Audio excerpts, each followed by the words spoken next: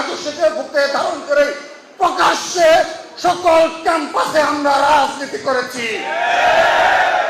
আমরা ছাত্রদল বিগত 15.5 বছরে একটি দিনের জন্য আমরা আমাদের পরিচয় লুকিয়ে কোনো ক্যাম্পাসে প্রবেশ করিনি।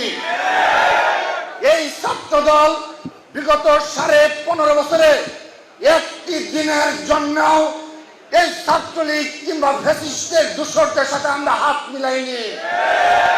আমার ভাইরা গুম হয়েছে, খুন হয়েছে, আমাদের ভাইদের সরাসরি গুলি চালিয়ে হত্যা করা হয়েছে, তারপর তার সহকর্মীরা ভয় পেয়ে রাজপথ ছেড়ে যায়নি।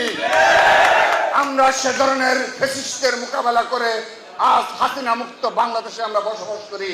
সেক্ষেত্রে কোনো গোপন সংগঠনের যদি কোনো বাধা থাকে আপনারা দাঁত ভাঙা জবাব দিবেন। প্রিয় নেতৃবৃন্দ, এই বৈষম্য বিরোধী ছাত্র আন্দোলনের কৃতিত্ব নিয়ে অনেক গোপন সংগঠন অনেকভাবে কৃতিত্ব দাবি করে।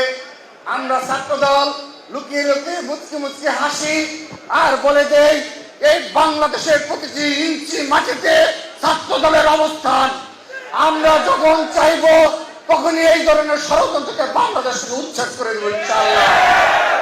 সেজন্য খুব হুঁশিয়ারি করে ষড়যন্ত্র করবেন, এমন কোন ষড়যন্ত্র করবেন না যে ষড়যন্ত্রের কারণে 1971 সালের ন্যায় আবারও আপনাদের কোনো বড় ধরনের কোনো বিচারের মুখোমুখি হতে হয়। যেভাবে এই গোপন সংগঠনের তৎপরতার মাধ্যমে ইতিমধ্যে সাধারণ শিক্ষার্থীরা তাদেরকে বয়কট করেছে এবং আপনারা সোশ্যাল মিডিয়ায় দেখেছেন তাদেরকে বাংলাদেশের ছাত্র সমাজ বয়কট করেছে।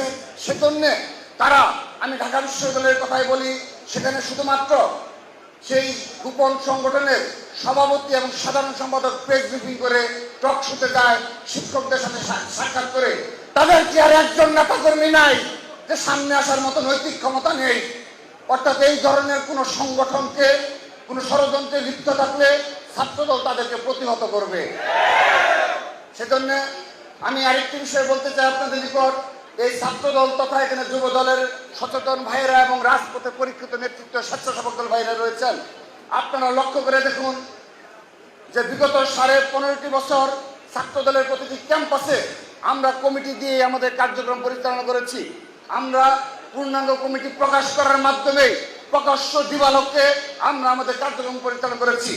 কিন্তু এখন দেখা যাচ্ছে এই বাংলাদেশে আরেকটি গোপন সংগঠন, নিষিদ্ধ সংগঠন, তারা 15.5 বছর এই ছাত্রলীগের পতাকা তলে থেকে, এই ছাত্রলীগের আশ্রয় থেকে, এই ছাত্র দলের সকল অপকর্মে লিপ্ত থেকে তারা একজনও প্রকাশ্যে আসার সাহস করেনি। আমরা আজকের এই যৌথ সভা থেকে দাবি জানাচ্ছি, যদি নৈতিক সাহস থেকে থাকে বিগত 15.5 বছরের প্রতিটি কমিটি প্রকাশ করে দেখুন। আমরা দেখতে চাই এই 15 বছরে আপনাদের ব্যানারে কারা কারা ছাত্র রাজনীতি করেছে। এই ছাত্র সমাজ জানতে চায় এই 15 বছরে আপনাদের নেতাকর্মী কারা। যখন এগুলো প্রকাশ হবে আপনারা দেখতে পাবেন অধিকাংশ ছাত্রলীগের অপকর্মে দূষররাই তাদের নেতাকর্মী। সেহেতু এরকম কোন সংগঠনকে আমরা বিগত আগামী সময়ে যখনই কোনো ষড়যন্ত্রে লিপ্ত হবে আমরা সাথে সাথে সেই ব্যবস্থা নেব।